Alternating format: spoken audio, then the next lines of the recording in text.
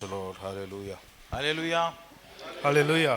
கர்த்தருடைய பரிசுத்த நாமத்திற்கு மகிமை உண்டாவதாக. ಕರ್ತನ ಪರಿಶುದ್ಧ ನಾಮಕ್ಕೆ ಮಹಿಮೆ ಉಂಟಾಗಲಿ. இந்த நாளிலும் கூட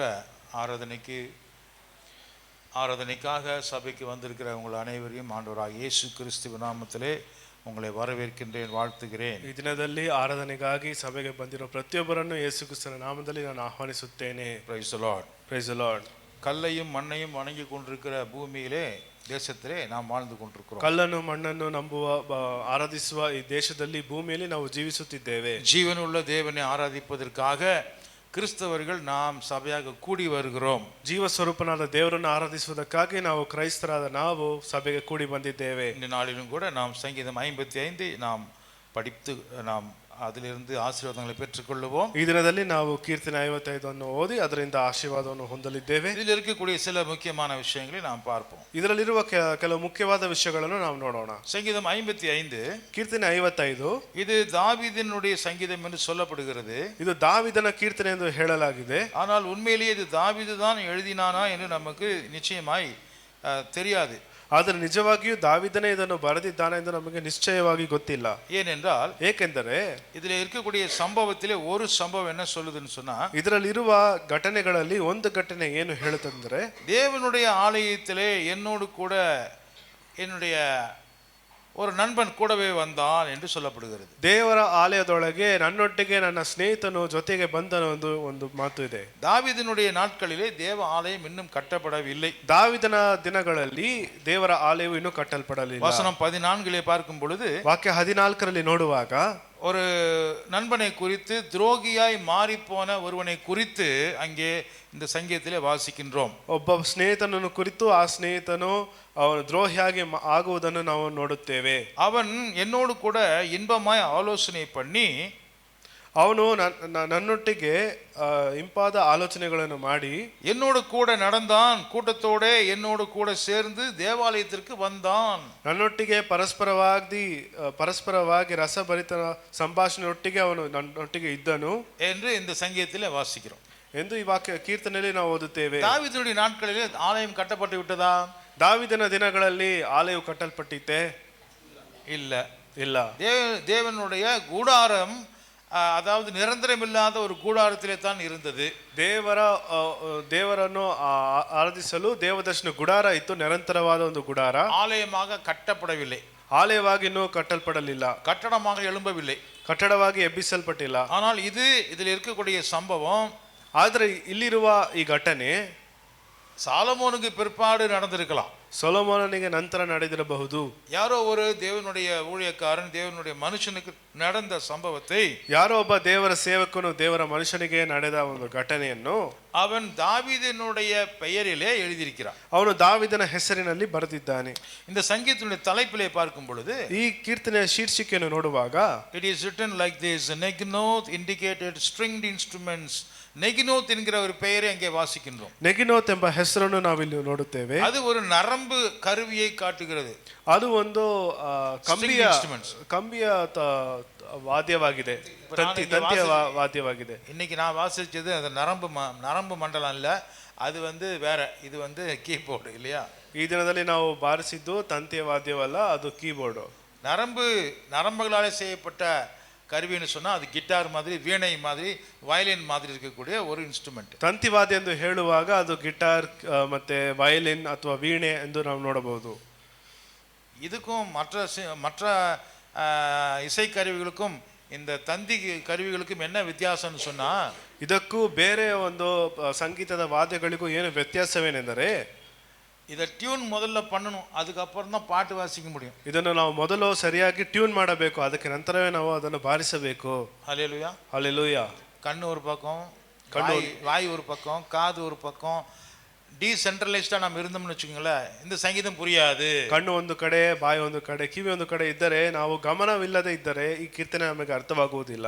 அதுபோல ಅದರಂತೆಯೇ இந்த சங்கீதத்தை நெகினோத் அப்படின்னா டியூன் பண்ணி பாடுகிற ஒரு பாடல் என்று சொல்லப்படுகிறது. ಈ ಕೀರ್ತನೆ ಎಂದು ಹೇಳುವಾಗ ತಂತಿ ವಾದ್ಯದೊಡನೆ ಹಾಡತಕ್ಕದು ಅಂದರೆ, ಇದನ್ನು ಮೊದಲು ನಾವು ಟ್ಯೂನ್ ಮಾಡಿ ಇದನ್ನು ಹಾಡಬೇಕು. இதை டியூன் போட்டு அதை ஒரு இசையை இசைத்து அதுக்கு ஒரு மியூசிக் டைரக்டர்கிட்ட கொடுத்து அதை ஒழுங்காக அதை பாடுகிற ஒரு பாடல். ಇದಕ್ಕೆ ಒಂದು ರಾಗವನ್ನು ಕೊಟ್ಟು ಅದಕ್ಕೆ ಒಂದು ಸಂಗೀತವನ್ನು ರೂಪಿಸಿ ಅದರೊಟ್ಟಿಗೆ ಅದನ್ನು ಹಾಡಬೇಕು. அல்லேலூயா. அதுபோல ಅದರೊಟ್ಟಿಗೆ கர்த்தருக்கு ஆலயத்திற்கு தேவனுடைய ஆராதனைக்கு வரும் பொழுது ಅದೇ ವಿಧವಾಗಿ ದೇವರ ಆರಾಧನೆ ಮಾಡುವುದಕ್ಕೆ ದೇವರ ಆಲಯದೊಳಗೆ ಬರುವಾಗ வெறும் உடம்ப மட்டும் இங்க கொண்டு வரக்கூடாது. ಬರೀ ದೇಹವನ್ನು ಮಾತ್ರ ಇಲ್ಲಿ ತರಬಾರದು.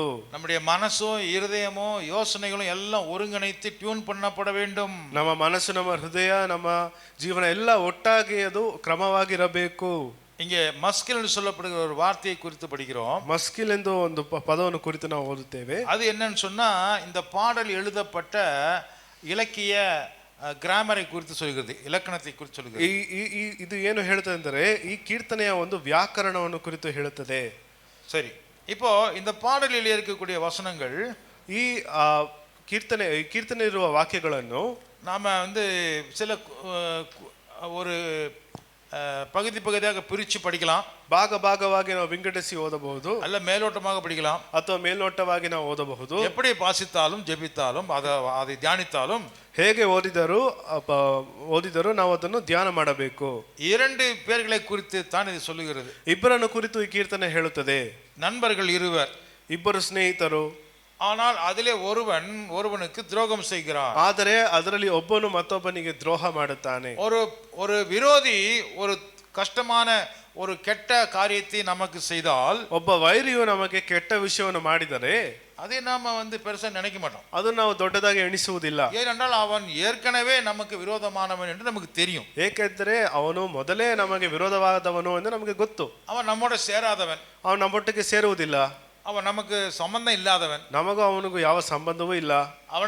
ಅವನು எனக்கு பிடிக்காது, என்னை அவனுக்கு பிடிக்காது. ಅವನಿಗೆ ನಾನು ಇಷ್ಟ ಆಗುವುದಿಲ್ಲ, ನನಗೆ ಅವನು ಇಷ್ಟ ಆಗುವುದಿಲ್ಲ. நம்ம எப்படி நல்லதா பண்ணாலும் நம்மளை பத்தி தப்பா தான் சொல்லுவாங்க. ನಾನು ಎಷ್ಟೇ ಒಳ್ಳೆಯದನ್ನು ಮಾಡಿದರೂ ಅವನು ನಮ್ಮ ಬಗ್ಗೆ ತಪ್ಪಾಗಿ ಮಾತಾಡುತ್ತಾನೆ. அதனாலே என்னுடைய விரோதி என்னை பத்தி ஏதாவது சொன்னால் எனக்கு அது பெருசா வலி ஏற்படாது. ಆದ್ದರಿಂದ ನನ್ನ ವಿರೋಧಿ ನನಗೆ ವಿರೋಧವಾಗಿ ಏನಾದರೂ ಹೇಳಿದರೆ ನನಗೆ ದೊಡ್ಡದಾಗಿ ನೋವಾಗುವುದಿಲ್ಲ. ஆனால் என்னோடவே இருக்கக்கூடிய ஒரு ஆள், ಆದರೆ ನನ್ನೊಟ್ಟಿಗೆ ಇರುವ ಒಬ್ಬ ವ್ಯಕ್ತಿಯು என்னுடைய குடும்பத்தை சேர்ந்தவர்கள், ನನ್ನ ಕುಟುಂಬಕ್ಕೆ ಸೇರಿದವನು, அல்லது என்னுடைய இனத்தை சேர்ந்தவர்கள், ಅಥವಾ ನನ್ನ ಜನಾಂಗಕ್ಕೆ ಸೇರಿದವನು, அல்லது என்னுடைய நண்பர்கள், ಅಥವಾ ನನ್ನ ಸ್ನೇಹಿತರು, என் கூடவே இருக்கக்கூடியவன், ನನ್ನ ಜೊತೆಯಲ್ಲಿ ಇರುವವನು, அல்லது ஒருத்தி, ಅಥವಾ ಒಬ್ಬಳು கூடவே இருந்துட்டே இருந்து நமக்கு விரோதமாக எழும்பும் பொழுது, பேசும் பொழுது, ಜೊತೆಯಲ್ಲೇ ಇದ್ದು ನಮಗೆ ವಿರೋಧವಾಗಿ ಹೇಳುವಾಗ, ನಮಗೆ ವಿರೋಧವಾಗಿ ಮಾತಾಡುವಾಗ நமக்கு தாங்கிக் கொள்ள முடியாது, ನಮಗೆ ಸಹಿಸಿಕೊಳ್ಳಲು ಸಾಧ್ಯವಿಲ್ಲ. அந்த நிலைமையில தான் ಆ ಪರಿಸ್ಥಿತಿಯಲ್ಲೇ இந்த சங்கீதம் எழுதப்பட்டிருக்கிறது. ಈ ಕೀರ್ತನೆಯು ಬರೆಯಲ್ಪಟ್ಟಿತು.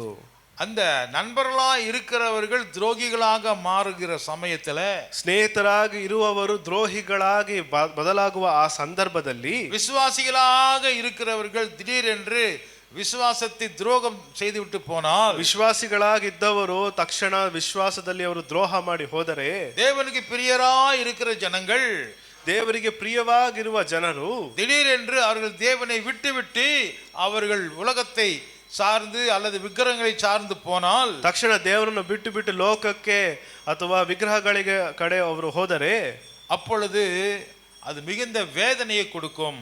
ಆಗ ಅದು ಬಹಳ ವೇದನೆಯನ್ನು ಉಂಟು ಮಾಡುತ್ತದೆ. முதல் 14 வசனங்களிலே பார்க்கும் பொழுது, ಮೊದಲು 14 ವಾಕ್ಯಗಳಲ್ಲಿ ನೋಡುವಾಗ, you can see that the agony of the betrayal, காட்டி கொடுப்பதினாலே, துரோகத்தினாலே வருகிற வேதனையை குறித்து அந்த 14 வசனங்கள் சொல்லுகிறது. ಕೊಡಲ್ಪಡುವ ಆ ಒಂದು ವೇದನೆಯನ್ನು, ದ್ರೋಹವನ್ನು ಕುರಿತು, ಅದರ ನೋವನ್ನು ಕುರಿತು ವಾಕ್ಯ ಹೇಳುತ್ತದೆ. நான் கிறிஸ்துக்குள்ள வர்றதுக்கு காரணமே இந்த மாதிரி ஒரு அனுபவம் தான். ನಾನು ಕ್ರಿಸ್ತನೊಳಗೆ ಬಂದ ಕಾರಣ ಇಂಥ ಒಂದು ಅನುಭವವೇ.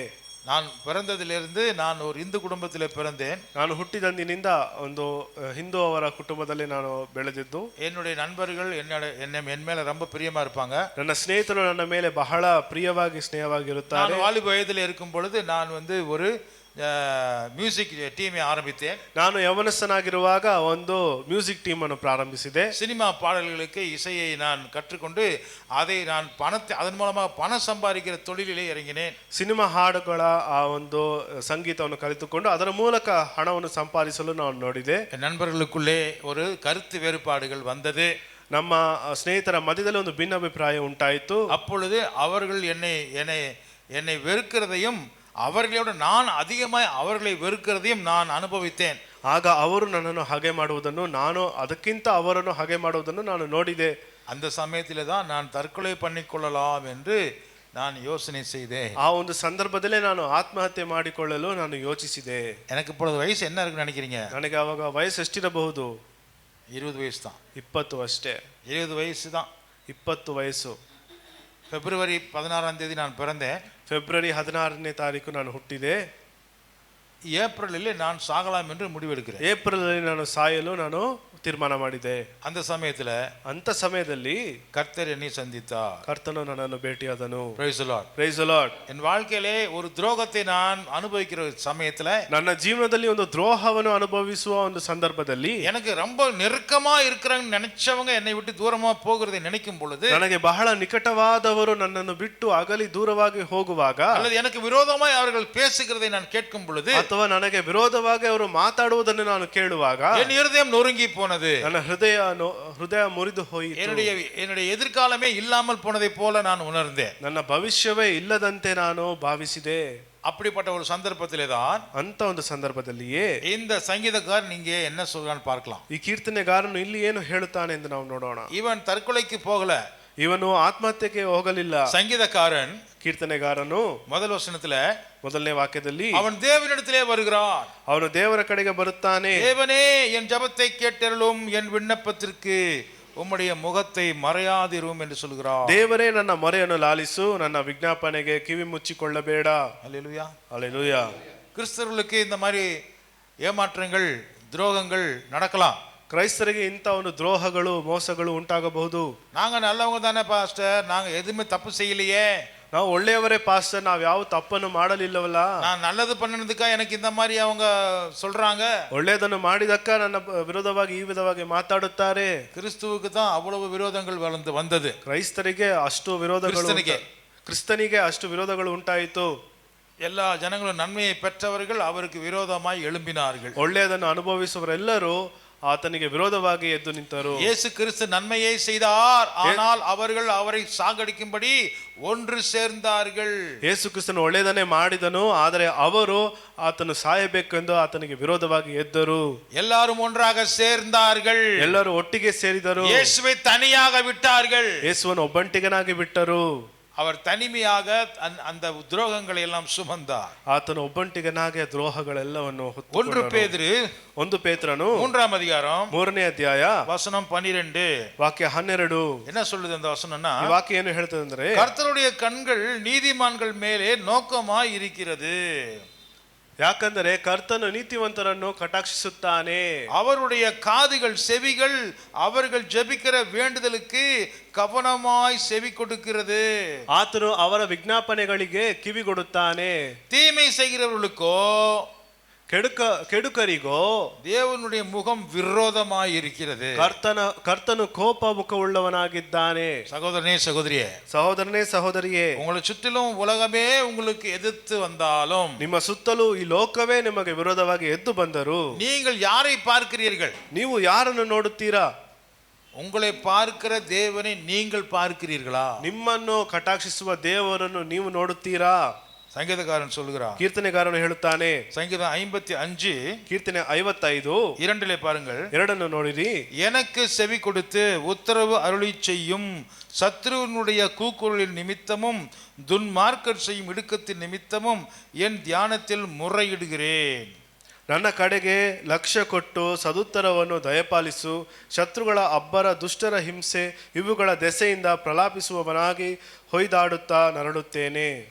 இந்த மாதிரி சூழ்நிலையில சங்கீதக்காரன் தியானம் செய்கிறானாம். ಇಂಥ ಒಂದು ಸಂದರ್ಭದಲ್ಲಿ ಕೀರ್ತನೆಗಾರನು ಧ್ಯಾನ ಮಾಡುತ್ತದಂತೆ, தேவனிடத்திலே பேசுகிறானாம், ದೇವರ ಬಳಿಯಲ್ಲಿ ಮಾತಾಡುತ್ತಾನಂತೆ. கர்த்தரே எனக்கு நீர் செவி கொடுங்கன்னு சொல்றானா. ಯೆಹೋವನೇ ನನಗೆ ಕಿವಿಗೊಡು ಎಂದು ಕೇಳುತ್ತಾನಂತೆ. இந்த பிரச்சனை எல்லாம் கர்த்தரிடத்திலே சொல்லுகிறான். ಈ ಸಮಸ್ಯೆವನ್ನೆಲ್ಲ ದೇವರ ಬಳಿಗೆ ಅವನು ಹೇಳುತ್ತಾನೆ. வசனம் 3 ವಾಕ್ಯ 3, அவர்கள் என் மேலே பழி சொல்லுகிறார்கள், குரோதம் கொள்ளுகிறார்கள், என்னை பகைக்கிறார்கள். ಅವರು ನನ್ನ ಮೇಲೆ ಅಪಾಯವನ್ನು ಬರಮಾಡಿ ಕೋಪದಿಂದ ನನ್ನನ್ನು ದ್ವೇಷಿಸುತ್ತಾರೆ. ஒரு ஆளுக்கு மேல அதிகமா இருக்கிறாங்கன்னு சொல்றான். ಒಂದು ವ್ಯಕ್ತಿಗಿಂತ ಹೆಚ್ಚಾಗಿದ್ದಾರೆ ಎಂದು ಹೇಳುತ್ತಾನೆ. 4வது வசனத்திலே 4ನೇ ವಾಕ್ಯದಲ್ಲಿ, என் இருதயம் எனக்குள்ளே வியாகுலப்படுகிறது, மரணத்தில் என் மேல் விழுந்தது. மரண மரண பயம் என் மேலே வந்தது. ಮರಣ ಭಯವು ನನ್ನ ಹೃದಯವು ನೊಂದು ಬೆಂದದೆ, ಮರಣ ಭಯವು ಆವರಿಸಿಕೊಂಡದೆ. எல்லாமே என்னை விட்டு போயிருச்சோ, ಎಲ್ಲವೂ ನನ್ನನ್ನು ಬಿಟ್ಟು ಹೋಯಿತೋ. பயமும் நடுக்கமும் என்னை பிடித்தது, அருக்களிப்பு என்னை மூடிற்று என்று சொல்லுகிறார். ಅಂಜಿ ನಡುಗುತ್ತೇನೆ, ದಿಗಿಲು ನನ್ನನ್ನು ಹಿಡಿದದೆ ಎಂದು ಹೇಳುತ್ತಾನೆ. அப்போ எனக்கு என்ன தெரியுமா தோணுது ஆண்டவரே? ಆಗ ನನಗೆ ಏನೋ ಅನಿಸುತ್ತದೆ ಗೊತ್ತಾ ದೇವರೇ? எனக்கு சிறகுகள் இருந்தால் நான் சிறகடித்து பறந்து ஓடி தப்பித்து ஓடி விடுவேனே. ಆಹಾ, ನನಗೆ ರೆಕ್ಕೆಗಳಿದ್ದರೆ ಪಾರಿವಾಳದಂತೆ ಹಾರಿ ಹೋಗಿ ಆಶ್ರಯ ಸೇರಿಕೊಳ್ಳುತ್ತಿದ್ದೆನು. சிறகடித்து பறக்கணும்னு ஆசை. ರೆಕ್ಕೆಗಳಿದ್ದರೆ ನಾನು ಹಾರಲು ನಾನು ಬಯಸುತ್ತೇನೆ. ஒரு கிறிஸ்தவனா இருக்கிறவன், ಒಬ್ಬ ಕ್ರೈಸ್ತನಾಗಿರುವವನು, இந்த பூமியில எவ்வளவு கஷ்டம் வந்தாலும் ಭೂಮಿಯಲ್ಲಿ ಎಷ್ಟೇ ಕಷ್ಟ ಬಂದರೂ சிறகடித்து பறந்து பரலோகத்துக்கு போயிரும் நினைப்பான். ಹಾರಿ ಹೋಗಿ ಪರಲೋಕಕ್ಕೆ ಸೇರಬೇಕೆಂದು ಅವನು ಇಷ್ಟಪಡುತ್ತಾನೆ. அவிசுவாசி என்ன செய்வான்? ಅವಿಶ್ವಾಸಿಗಳೇನು ಮಾಡುತ್ತಾನೆ? விசுவாசிகளுக்கு சிறகடிக்கலாம், ವಿಶ್ವಾಸಿಗಳು ಹಾರಬಹುದು, அவிசுவாசிங்க சரக்கடிக்கலாம். ಅವಿಶ್ವಾಸಿಗಳು ಮದ್ಯಪಾನ ಮಾಡುತ್ತಾರೆ. ஆமா, இவங்களுக்கு சிறகு இருக்குது அதனால அடிப்பாங்க. அவிசுவாசிகளுக்கு என்ன இருக்குது? சிறகு இருக்குதா? ಇವರಿಗೆ விசுவாசம் இருக்குதா? நம்பிக்கை இருக்குதா? அவங்க என்ன பண்ணுவாங்க? ಅವರೇನು ಮಾಡುತ್ತಾರೆ? அதுதான் அடிப்பாங்க. நீங்க அந்த மாதிரி அடிக்க மாட்டீங்கன்னு நினைக்கிறேன். ಈ ವಿಧವಾಗಿ ಮದ್ಯಪಾನ ಮಾಡುವುದಿಲ್ಲ. பெருங்காற்று வீசுது, புயல் அடிக்குது, ஆனால் நான் ஆண்டவரே உம்மை நம்புகிறேன். ಅವಸರದಿಂದ ಹಾನಿಕರವಾದ ಬಿರುಗಾಳಿಗೆ ತಪ್ಪಿಸಿಕೊಂಡು ದೂರ ಹೋಗಿ ಅರಣ್ಯ ಸ್ಥಳದಲ್ಲಿ ಪ್ರವಾಸಿಯಾಗಿರುತ್ತೇನೆಂದು ಅಂದುಕೊಂಡೆನು. நான் வனாந்திரத்திலே போனாலும் சரி நான் அங்கு நிம்மதியா இருப்பேன். ನಾನು ಅರಣ್ಯಕ್ಕೆ ಹೋದರೂ ಸರಿ, ಅಲ್ಲಿ ನಾನು ನೆಮ್ಮದಿಯಿಂದ ಇರುತ್ತೇನೆ. எது வந்தாலும் பிரச்சனை இல்ல, ಏನೇ ಬಂದರೂ ಸಮಸ್ಯೆವಿಲ್ಲ. ஹல்லேலூயா, ಹಲ್ಲೆಲೂಯಾ. கர்த்தருடைய பிரசன்னம், ಕರ್ತನ ಪ್ರಸನ್ನತೆಯು, அதை நாடி ஓடுவேன், ಅದನ್ನು ಹುಡುಕಿ ನಾನು ಓಡುವೆನು. கர்த்தருடைய சமூகம் எங்க இருக்குது? ಯೆಹೋವನ ಪ್ರಸನ್ನತೆ ಎಲ್ಲಿರುತ್ತದೆ? ஏனுங்க, தெற்கு பக்கமா, வடக்கு பக்கமா, கிழக்கு பக்கமா, மேற்கு பக்கமா? ಪೂರ್ವ, ಪಶ್ಚಿಮ, ಉತ್ತರ, ದಕ್ಷಿಣ, ಯಾವ ದಿಕ್ಕಿನಲ್ಲಿದೆ? கர்த்தர் இருக்கார் எல்லா இடத்துலயும். கர்த்தருடைய பிரசன்னத்தை எங்க நீங்க ஃபீல் பண்ணுவீங்க? ಯೆಹೋವನು ಎಲ್ಲ ಕಡೆ ಇದ್ದಾನೆ, ಆದರೆ ಆತನ ಪ್ರಸನ್ನತೆಯನ್ನು ನೀವು ಎಲ್ಲಿ ನೋಡುತ್ತೀರಿ? எங்கே 2 பேர் 3 பேர் என் நாமத்திலே கூடி வருகிறீர்களோ அங்கே உங்கள் நடுவிலே நான் இருக்கிறேன். ಎಲ್ಲಿ 2 3 ನನ್ನ ನಾಮದಲ್ಲಿ ಒಟ್ಟಾಗಿ ಸೇರುತ್ತೀರೋ ಅಲ್ಲಿ ನಾನು ಬರುತ್ತೇನೆ. உங்க வீட்டிலேயே உட்கார்ந்து இருந்தீங்கன்னா தேவ பிரசன்னத்துல இருக்கிறேன்னு நீங்க ஃபீல் பண்ண முடியாது. அது உங்க வீடு. ನಿಮ್ಮ ಮನೆಯಲ್ಲೇ ನೀವಿದ್ದರೆ ನೀವು ದೇವರ ಪ್ರಸನ್ನತೆಯಲ್ಲಿ ಇದ್ದೀರಿ ಎಂದು ನೀವು ಅಂದುಕೊಳ್ಳಬಹುದು, ಆದರೆ ಅದು ಸಾಧ್ಯವಿಲ್ಲ. இல்ல, அது தேவனுடைய பிரசன்னத்தை தான் நீங்க இருக்கிறீங்களான்னு உங்களால ஃபீல் பண்ண முடியாது. ಆದರೆ ನೀವು ದೇವರ ಪ್ರಸನ್ನತೆಯಲ್ಲೇ ಇದ್ದೀರಾ ಇಲ್ವಾ ಅಂತ ನೀವು ಭಾವಿಸಲು ಸಾಧ್ಯವಿಲ್ಲ. அல்லேலூயா. ஆனா ஒரு இடத்துல கூட வேற வேற சகோதர சகோதரிகள் கிறிஸ்துவுக்குள்ளே நம்பிக்கை இடுகிறவர்கள் ஒன்றாக சேருகிற சமயத்திலே நம்மளால உணர முடியும் கர்த்தருடைய பிரசன்னம் அங்கே இருக்கிறது. 2-3 ಒಟ್ಟಾಗಿ ಸೇರುವಾಗ, ವಿಶ್ವಾಸಿಗಳು ಸೇರುವಾಗ ಅಲ್ಲಿ ದೇವರ ಪ್ರಸನ್ನತೆ ಇದೆ ಎಂದು ನಾವು ಭಾವಿಸಬಹುದು. அல்லேலூயா, அல்லேலூயா. கர்த்தர் எல்லா இடத்துலயும் இருக்கிறாருங்கிறது உண்மை. ಯೆಹೋವನು ಎಲ್ಲಾ ಕಡೆ ಇದ್ದಾರೆ ಎಂದು ಸತ್ಯವು. ஆனா தேவ பிரசன்னத்தை எங்க நீங்க உணர்வீர்கள்? ಆದರೆ ದೇವರ ಪ್ರಸನ್ನತೆಯನ್ನು ನೀವು ಎಲ್ಲಿ ಭಾವಿಸುತ್ತೀರಿ? எப்ப நீங்க ஃபீல் பண்ணுவீங்கன்னு சொன்னா, ಯಾವಾಗ ನಿಮಗೆ ಆ ಭಾವನೆ ಬರುತ್ತೆ ಎಂದರೆ, கர்த்தருடைய ஜனங்கள் ஒன்றாக சேர்றாங்க இல்லையா, ದೇವರ ಜನರು ಒಂದಾಗಿ ಸೇರುತ್ತಾರಲ್ಲ, அங்கே ಅಲ್ಲಿ. ஹல்லேலூயா, அல்லேலூயா.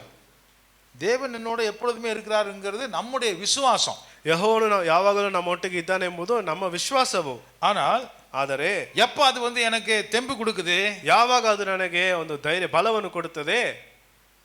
ஒரு சகோதரன் ஒரு சகோதரி கிறிஸ்துவுக்குள்ள நான் சந்திக்கும் பொழுது அது எனக்கு ஃபீல் பண்ண முடியுது. ಒಬ್ಬ ಸಹೋದರನನ್ನು ಅಥವಾ ಒಂದು ಸಹೋದರಿಯನ್ನು ಕ್ರಿಸ್ತನೊಳಗೆ ಇರುವವರನ್ನು ನಾನು ಭೇಟಿ ಮಾಡುವಾಗ ಅದು ನನಗೆ ಬಲವನ್ನು ಕೊಡುತ್ತದೆ. இப்ப கூட இருக்கக்கூடிய சகோதரன் எனக்கு துரோகியா மாறினால், ಈಗ ನನ್ನ ಜೊತೆಯಲ್ಲಿರುವ ಸಹೋದರನು ನನಗೆ ದ್ರೋಹಿಯಾಗಿ ಬದಲಾದರೆ அது எப்படி இருக்கும்? ಅದು ಹೇಗಿರುತ್ತದೆ? ரொம்ப மனசு கஷ்டமா இருக்கும், ಬಹಳ ಮನಸ್ಸು ಕಷ್ಟವಾಗುತ್ತದೆ.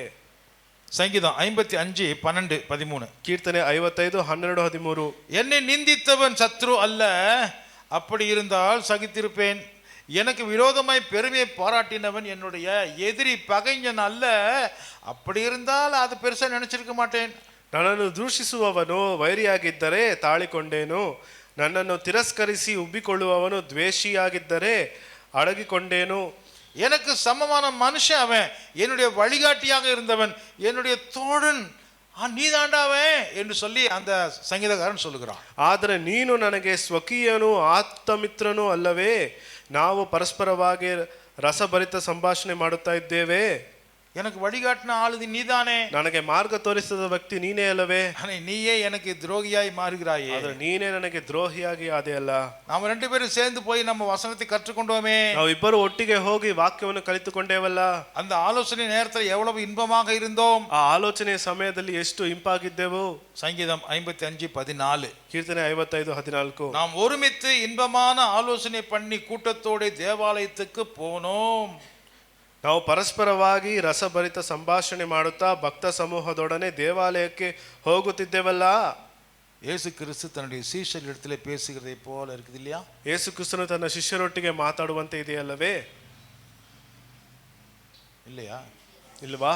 ஆமாவா இல்லையா சொல்லுங்க. ಹೌದಾ ಇಲ್ವಾ ಹೇಳಿ.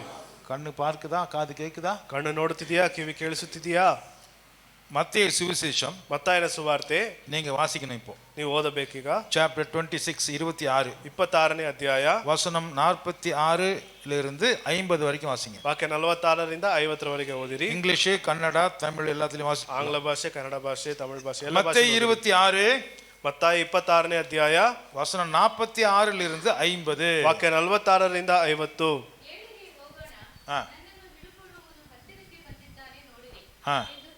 ಇನ್ನೊಂದ್ಸಲ ನೀವು ಮೈಕಲ್ಲಿ ಓದಿರಿ.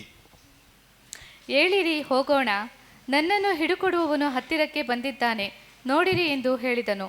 ಆತನು ಇನ್ನೂ ಮಾತಾಡುತ್ತಿರಲು ಇಗೋ 12 ಮಂದಿ ಶಿಷ್ಯರಲ್ಲಿ ಒಬ್ಬನಾದ ಯೂದನು ಬಂದನು.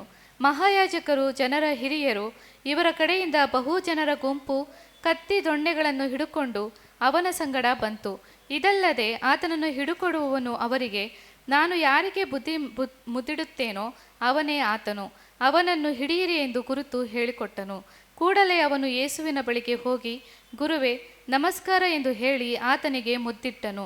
ಯೇಸು ಅವನಿಗೆ, ಗೆಳೆಯನೇ, ನೀನು ಬಂದ ಕೆಲಸ ಇದೆಯೋ ಎಂದು ಹೇಳಲು ಅವರು ಹತ್ತಿರಕ್ಕೆ ಬಂದು ಯೇಸುವಿನ ಮೇಲೆ ಕೈ ಹಾಕಿ ಆತನನ್ನು ಹಿಡಿದರು. Rise, let us go. Here comes my betrayer. While he was still speaking, Judas, one of the 12, arrived.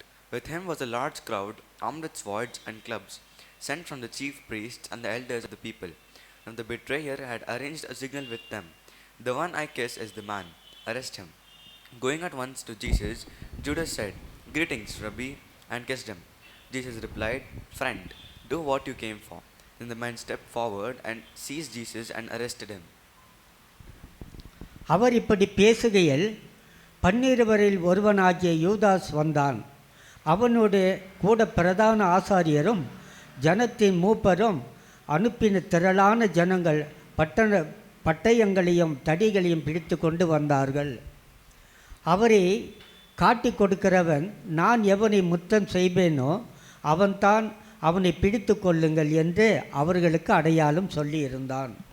உடனே அவன் இயேசுவினிடத்தில் வந்து, ரபி வாழ்க என்று சொல்லி அவரை முத்தம் செய்தான். இயேசு அவனை நோக்கி, சிநேகிதனே, என்னத்திற்காக வந்திருக்கிறாய் என்றார். அப்பொழுது அவர்கள் கிட்ட வந்து இயேசுவின் மேல் கை போட்டு அவரை பிடித்தார்கள். சங்கீதக்காரன் 15வது வசனத்திலிருந்து 21வது வசனம் வரைக்கும் பார்க்கும் பொழுது, ಈ ಕೀರ್ತನೆಯಲ್ಲಿ 15ನೇ ವಾಕ್ಯದಿಂದ 21ನೇ ವಾಕ್ಯದವರೆಗೆ ನೋಡುವಾಗ, அவன் இந்த மாதிரியான சூழ்நிலைகளிலே தேவனுடைய நீதி என்னவாக இருக்கிறதோ அதை நிறைவேற்ற வேண்டும் என்று அவன் ஜெபிக்கிறான். ಈ ಒಂದು ಇಂಥ ಸಂದರ್ಭದಲ್ಲಿ ದೇವರ ನೀತಿಯು ಯಾವುದಕ್ಕಾಗಿ ಇದೆಯೋ ಆ ಒಂದು ಕಾರಣವು ನೆರವೇರಬೇಕೆಂದು ಅವನು ಕೇಳುತ್ತಾನೆ. அவன் அப்பொழுது இயேசுவை சந்திக்கவில்லை. ಅವನು ಆಗ ಯೇಸುವನ್ನು ಇನ್ನೂ ಭೇಟಿಯಾಗಲಿಲ್ಲ. பழைய ஏற்பாட்டு கால ஜனங்க இயேசுவை நேரில் பார்க்கல. ಹಳೆ ಒಡಂಬಡಿಕೆ ಜನರು ಯೇಸುವನ್ನು ನೇರವಾಗಿ ನೋಡಲಿಲ್ಲ. இயேசுவை சிலுவையிலே பார்க்கவில்லை. ಯೇಸುವನ್ನು ಶಿಲುಬೆಯಲ್ಲಿ ನೋಡಲಿಲ್ಲ. ஆனால் அவர்கள் இயேசுவுக்காக காத்திருந்தவர்கள். ಆದರೆ ಅವರು ಯೇಸುವಿಗೋಸ್ಕರ ಕಾಯುತ್ತಿದ್ದವರು, விசுவாசத்திலே இருந்தவர்கள் தான். ವಿಶ್ವಾಸದಲ್ಲಿ ಇದ್ದವರೇ. விசுவாசத்திலே ரெண்டு விஷயத்தை நம்ம பார்க்கணும். ವಿಶ್ವಾಸದಲ್ಲಿ ಎರಡು ವಿಷಯಗಳನ್ನು ನಾವು ನೋಡಬೇಕು. நாம் கர்த்தரை நம்ப வேண்டும். ನಾವು ಯೆಹೋವನನ್ನು ನಂಬಬೇಕು. அதே நேரத்தில் ಅದೇ ಸಮಯದಲ್ಲಿ தேவனுடைய நீதியையும் நிறைவேற்றுவதற்காக நாம் ஜெபிக்க வேண்டும். ಯೆಹೋವನ ನೀತಿಯು ನೆರವೇರುವುದಕ್ಕಾಗಿ ನಾವು ಪ್ರಾರ್ಥಿಸಬೇಕು. தேவனுடைய கிருபையை நாம் பற்றி கொள்ள வேண்டும். ಯೆಹೋವನ ಕೃಪೆಯನ್ನು ನಾವು ಅಂಗೀಕರಿಸಬೇಕು. அதே நேரத்தில் நமக்கு விரோதமாக ஏதாவது நடந்தால், ಅದೇ ಸಮಯದಲ್ಲಿ ನಮಗೆ ವಿರೋಧವಾಗಿ ಏನಾದರೂ ನಡೆದರೆ அவர்களே போய் பழி வாங்க கூடாது, ಅವರ ಬಳಿಗೆ ಹೋಗಿ ನಾವು ಸೇಡು ತೀರಿಸಿಕೊಳ್ಳಬಾರದು, நாமே போய் பழி வாங்க கூடாது. ನಾವೇ ಸೇಡು ತೀರಿಸಿಕೊಳ್ಳಬಾರದು. ஆனால் தேவனிடத்தில் ஜெபிக்கலாம். ಆದರೆ ನಾವು ದೇವರ ಬಳಿ ಪ್ರಾರ್ಥಿಸಬಹುದು. தேவனுடைய நீதி நியாயத்தின்படி, நியாய பிரமாணத்தின்படி என்ன தண்டனை கொடுக்க வேண்டும் அதை கர்த்தர் கொடுப்பார். ದೇವರ ನೀತಿ ನ್ಯಾಯ ಪ್ರಕಾರ ಯಾವ ದಂಡನೆಯನ್ನು ಕೊಡಬೇಕು ಅದನ್ನು ದೇವರನ್ನು ಕೊಡುತ್ತಾನೆ. சங்கீதம் 55:15. ಕೀರ್ತನೆ 55:15. மரணம் அவர்களை தொடர்ந்து பிடிப்பதாக, அவர்கள் உயிரோடே பாதாளத்திலே இறங்குவார்களாக, அவர்கள் வாசஸ்தலங்களிலும் அவர்கள் உள்ளத்திலும் பொல்லாங்கு இருக்கிறது. ಆ ದುಷ್ಟರಿಗೆ ಮರಣವು ತಟ್ಟನೆ ಬರಲಿ, ಸಜೀವರಾಗಿಯೇ ಪಾತಾಳಕ್ಕೆ ಇಳಿದು ಹೋಗಲಿ, ಅವರು ಮನೆಯಲ್ಲಿಯೂ ಮನಸ್ಸಿನಲ್ಲಿಯೂ ಕೆಟ್ಟತನವೇ. சங்கீதக்காரனுக்கு என்ன தெரியுதுன்னா, ಕೀರ್ತನೆಗಾರನಿಗೆ ಏನು ಗೊತ್ತಿದೆ ಅಂದರೆ, நான் தேவனை நம்புறேன், ನಾನು ದೇವರನ್ನು ನಂಬುತ್ತೇನೆ, எனக்கும் தேவனுக்கும் சம்பந்தம் இருக்குது, ನನಗೂ ದೇವರಿಗೂ ಸಂಬಂಧ ಉಂಟು. ஆனா என்னை விரோதிக்கிறவர்கள் யாராக இருப்பார்கள்? ಆದರೆ ನನ್ನನ್ನು ವಿರೋಧಿಸುವವರು ಯಾರಾಗಿರಬಹುದು? நிச்சயமா அவங்க என்ன மாதிரி நம்புறவங்களா இல்லைன்னு நினைக்கிறேன். ನಿಶ್ಚಯವಾಗಿ ನನ್ನಂತೆ ನಂಬುವವರು ಅಲ್ಲ ಎಂದು ನಾನು தேவனை நம்புகிறவர்கள் தேவனோடு இணைந்து வாழ்கிறார்கள். ದೇವರನ್ನು ನಂಬುವವರು ದೇವರೊಟ್ಟಿಗೆ ಸೇರಿ ಜೀವಿಸುತ್ತಾರೆ.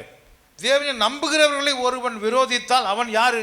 ದೇವರನ್ನು ನಂಬುವವರನ್ನು ಒಬ್ಬನು ವಿರೋಧಿಸಿದರೆ ಅವನು ಯಾರು? கிறிஸ்தவர்களுக்கு விரோதி கிறிஸ்துவுக்கும் விரோதி. ಕ್ರೈಸ್ತರಿಗೆ ವಿರೋಧಿಯಾದವನು ಕ್ರಿಸ್ತನಿಗೂ ವಿರೋಧಿಯೇ. அப்ப கிறிஸ்துவுக்கு விரோதியா இருக்கிறவன் யாராக இருப்பான்? ಹಾಗಾದರೆ ಕ್ರಿಸ್ತನಿಗೆ ವಿರೋಧಿಯಾದವನು ಯಾರಾಗಿರಬಹುದು? He is already dead in his spirit. ಅವನ ಆತ್ಮத்திலே ஆவியிலே ஏற்கனவே அவன் மரித்திருக்கிறான். ಅವನು ಈಗಾಗಲೇ ಅವನ ಆತ್ಮದಲ್ಲಿ ಅವನು ಮರಣ ಹೊಂದಿದ್ದಾನೆ. அதனால தான் இவன் ஜெபிக்கிறான். ಆದ್ದರಿಂದಲೇ ಇವನು ಪ್ರಾರ್ಥಿಸುತ್ತಾನೆ. மரணம் ஏற்கனவே அவங்களுக்குள்ள வேலை செஞ்சுட்டு தான் இருக்குது.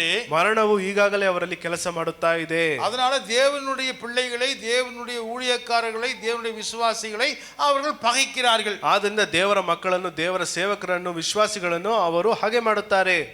அவர்களுக்குள்ள மரணம் வேலை செய்யுது. ಅವರೊಳಗೆ ಮರಣವು ಕೆಲಸ ಮಾಡುತ್ತಿದೆ. தொடர்ந்து அந்த வேலை செய்யட்டும்னு சொல்றான். ಆ ಕೆಲಸವು ಮುಂದುವರಿಸಲಿ ಎಂದು ಹೇಳುತ್ತಾನೆ. அப்படி என்ன அர்த்தம்? ಅಂದ್ರೆ ಏನು ಅರ್ಥ? மரணத்துக்கு பிறகு என்ன நடக்கும்? ಮರಣಕ್ಕೆ ನಂತರ ಏನಾಗುತ್ತದೆ?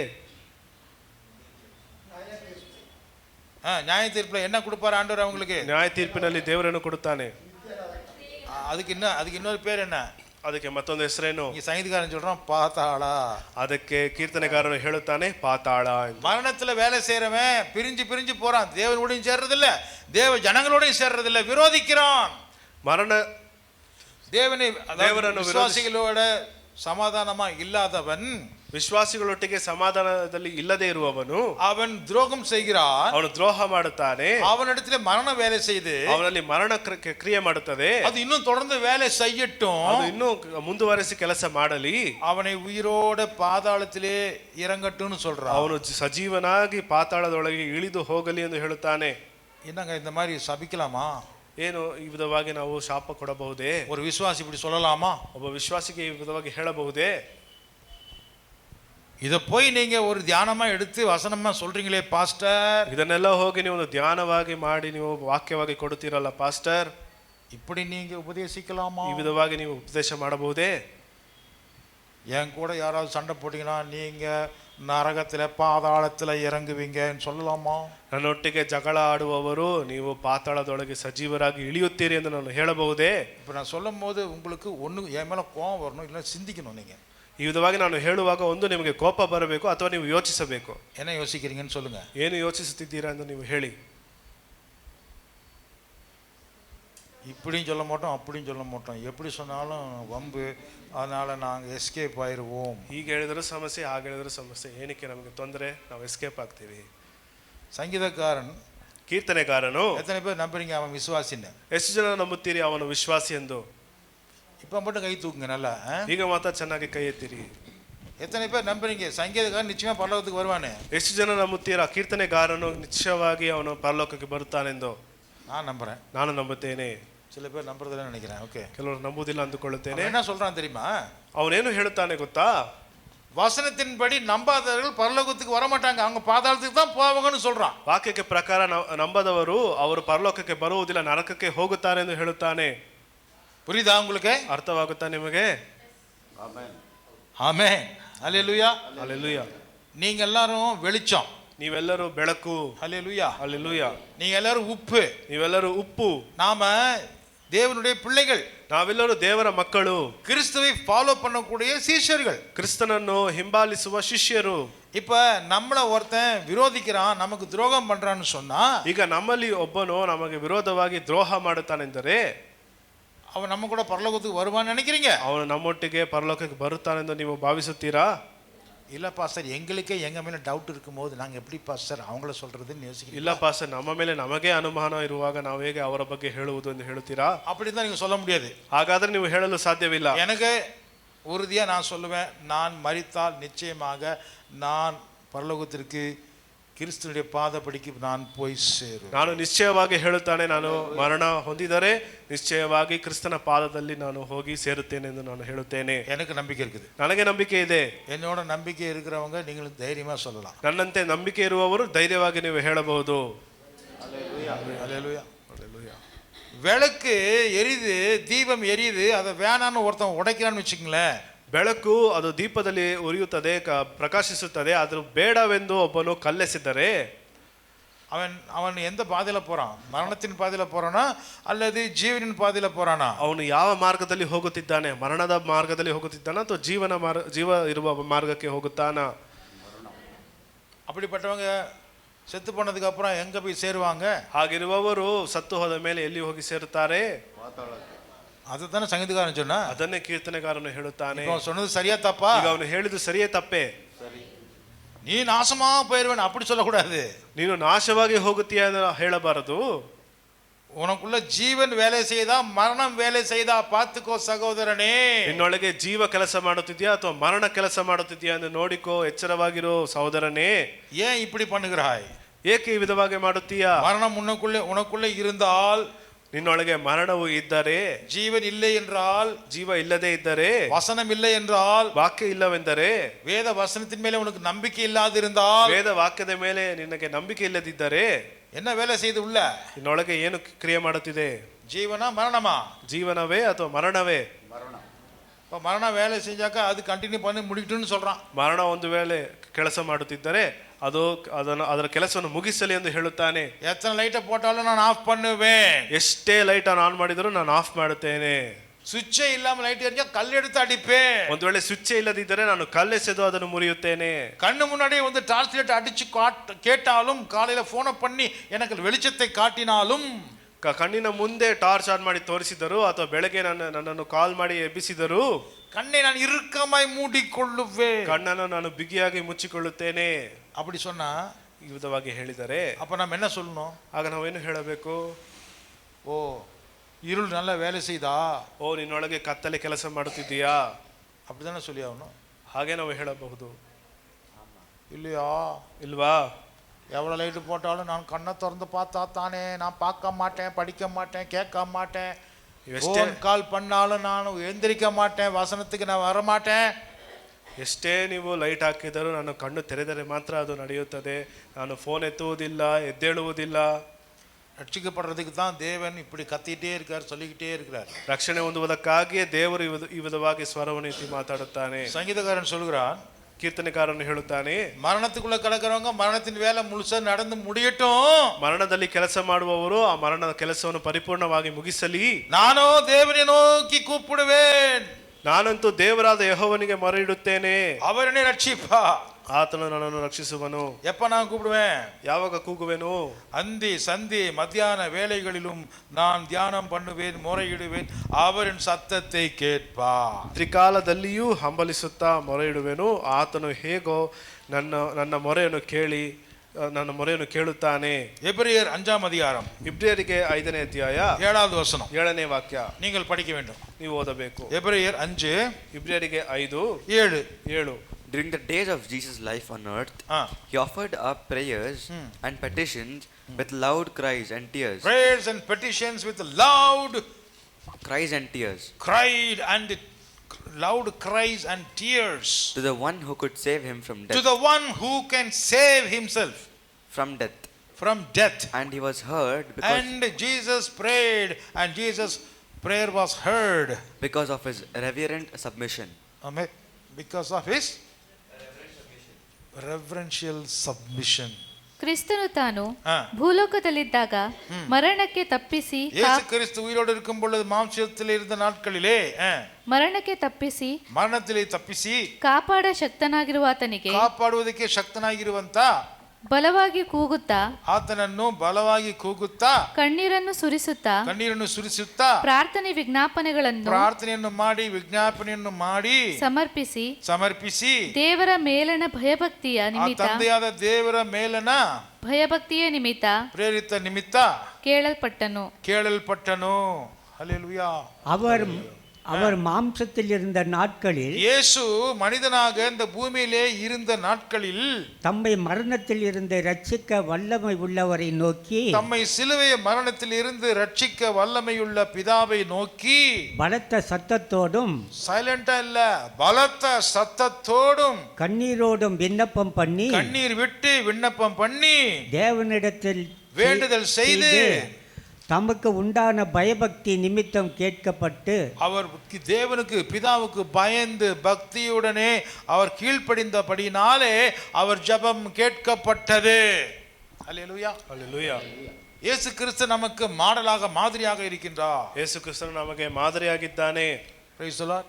Praise the Lord. நம்ம சுத்தில எது நடந்தாலும் சரி, ನಮ್ಮ ಸುತ್ತಲೂ ಏನು ನಡೆದರೂ ಸರಿ, ஒருத்தருமே நமக்கு சப்போர்ட்டுக்கு வராமல் இருந்தாலும் சரி, ಒಬ್ಬನು ನಮಗೆ ಬೆಂಬಲವಾಗಿ ಬರದೇ ಇದ್ದರೂ ಸರಿ, உலகமே நம்ம கை நீட்டி நீ துரோகி, நீ சாகணும், நீ சரியில்லைன்னு சொன்னாலும் சரி, ಲೋಕವೇ ನಮ್ಮನ್ನು ಕೈ ತೋರಿಸಿ ನೀನು ದ್ರೋಹಿ ಸಾಯಬೇಕೆಂದು ಹೇಳಿದರೂ ಸರಿ, நாம கடவுள் பக்கம் இருக்கிறோமான்னு நாம ಚೆಕ್ பண்ணிக்கணும். ನಾವು ದೇವರ ಕಡೆ ಇದ್ದೇವಾ ಎಂದು ನಾವು ಪರಿಶೋಧಿಸಿ ನೋಡಬೇಕು. நம்ம விசுவாசத்தில் இருக்கிறோமா? ವಿಶ್ವಾಸದಲ್ಲಿ ನಾವು ಇದ್ದೇವಾ? நமக்கு கீழ்ப்படிதல் இருக்குதா? ನಮಗೆ ವಿಧೇಯತ್ವ ಇದೆಯಾ? இல்ல நம்ம அக்கிரமமா போயிட்டு இருக்கிறோமா? ಅಥವಾ ನಾವು ಅಕ್ರಮದಲ್ಲಿ ಹೋಗುತ್ತಿದ್ದೇವಾ? கீழ்ப்படிதல் இல்லனா, ವಿಧೇಯತ್ವ ಇಲ್ಲದಿದ್ದರೆ மேல்படி போக முடியாது. ನಾವು ಮುಂದಿನ ಮೇಲಿನ ಹಂತಕ್ಕೆ ಹೋಗಲು ಸಾಧ್ಯವಿಲ್ಲ. பாதாளத்துக்கு தான் போகணும். ಪಾತಾಳಕ್ಕೆ ಹೋಗಬೇಕು. பிசாசுங்க நம்புதா? ದೆವ್ವಗಳು ನಂಬುತ್ತದೆಯೇ? ನಂಬುತ್ತವೆ. ஆனா கீழ்ப்படிதா? ಆದರೆ ವಿಧೇಯತ್ವ ಇದೆಯೇ ಅದಕ್ಕೆ? இல்ல. ಇಲ್ಲ. அதுக்கு தேவன் இருக்கான்னு தெரியும். ಅವುಗಳಿಗೆ ದೇವರು ಇದೆ ಎಂದು ಗೊತ್ತು. ஆனால் தேவனை கனப்படுத்துதா? ಅದು ದೇವರನ್ನು ಗಣಪಡಿಸುತ್ತದೆಯೇ? இல்ல. அது மனம் திரும்புமா? ಅದು ಮಾನಸಾಂತರ ಹೊಂದುತ್ತದೆಯೇ? தன்னுடைய கெட்ட வழிகளை விட்டு மனசு மாறுமா? ತನ್ನ ಕೆಟ್ಟ ಮಾರ್ಗವನ್ನು ಬಿಟ್ಟು ಮಾನಸಾಂತರ ಹೊಂದುತ್ತದೆಯೇ? அப்ப எங்க போவோம்? ಹಾಗಾದ್ರೆ ಎಲ್ಲಿ ಹೋಗುತ್ತದೆ? அக்னி கடலுக்குள்ளே பாதாளத்துக்குள்ள போகும். ಅಗ್ನಿ ಗಂಧಕ ಕೆರೆಯೊಳಗೆ ಅದು ಹೋಗುತ್ತದೆ, ಪಾತಾಳಕ್ಕೆ ಹೋಗುತ್ತದೆ. ಕೊನೆಯದಾಗಿ விசுவாசியாகிய சங்கீதக்காரன் எப்படி முடிக்கிறான்னு பாத்தீங்கன்னா, ವಿಶ್ವಾಸಿಯಾದ ಕೀರ್ತನೆಗಾರನು ಇದನ್ನು ಹೇಗೆ ಮುಗಿಸುತ್ತಾನೆಂದರೆ, பாரத்தின் மேல பாரம் நம்ம மேல ஏறுதே, ஐயோன்னு புலம்ப கூடாது. ಭಾರದ ಮೇಲೆ ಭಾರವು ನಮ್ಮ ಮೇಲೆ ಹತ್ತುತ್ತದಲ್ಲ ಅಂತ ಅವನು ಗುಣಗುಟ್ಟಬಾರದು. என்ன செய்கிறான்? ಏನು ಮಾಡುತ್ತಾನೆ? கர்த்தர் மேல் உன் பாரத்தை வைத்து விடு, ನಿನ್ನ ಚಿಂತಾಭಾರವನ್ನು ಯೆಹೋವನ ಮೇಲೆ ಹಾಕು, அவர் உன்னை ஆதரிப்பார், ಆತನು ನಿನ್ನನ್ನು ಉದ್ಧಾರ ಮಾಡುವನು, நீதிமானை ஒருபோதும் தள்ளாடும்படி விடமாட்டார், ನೀತಿವಂತನನ್ನು ಎಂದಿಗೂ ಕದಲಗೊಡಿಸನು. கர்த்தர் மேல் பாரத்தை வைத்து விடு, கலங்கி தவிக்காதே, அவரே உன்னை ஆதரிப்பார், அதிசயம் செய்வார். ಕನ್ನಡದಲ್ಲಿ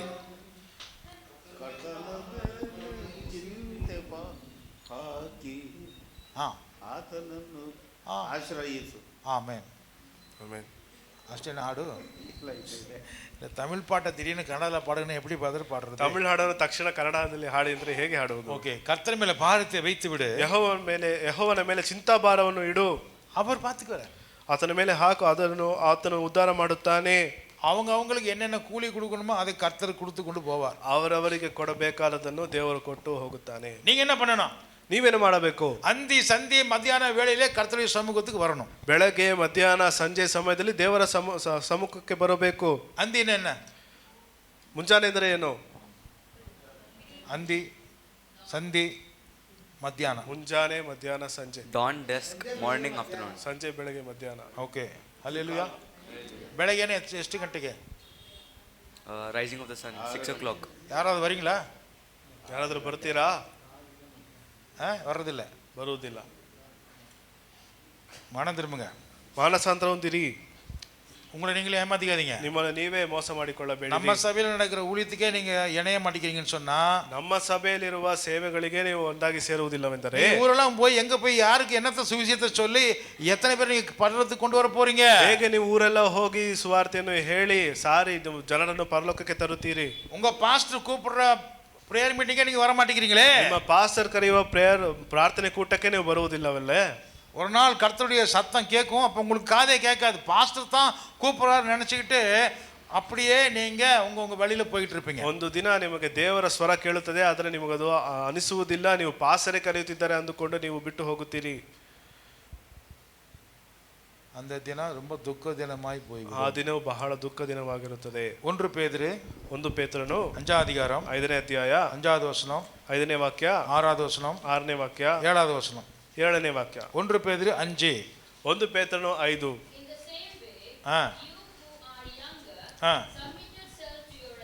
Submit yourself to the elders, to the pastor.